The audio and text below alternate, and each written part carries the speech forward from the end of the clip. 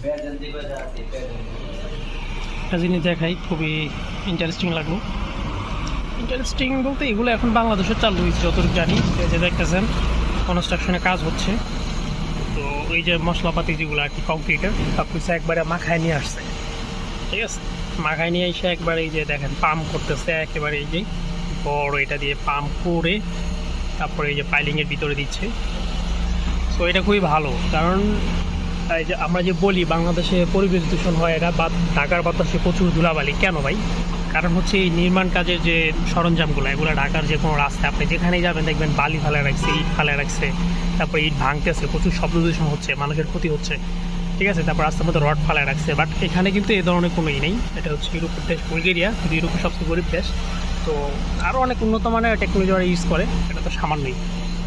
So এটা আর কি বললাম যে বাংলাদেশে আপনারা যতই সিস্টেম করেন ভাই লাভ নেই। আপনাদের সিস্টেম করতে এরকম যে ঢাকা শহরের ভিতরে কোনো বালু ট্রাক ঢুকতে পারবে না, কোনো ইটের গাড়ি ঢুকতে পারবে না, কোনো কংক্রিট নিয়ে ঢুকতে পারবে না, ঠিক আছে। একবার শহর থেকে অনেক দূরে একটা জায়গা থাকবে যেখানে এগুলো মিক্স করে, ঠিক আছে, একবার সব ফরমেশন রেডি করে নিয়ে আসবে, জাস্ট এখানে এসে ঢেলে দিবে, কাজ শেষ।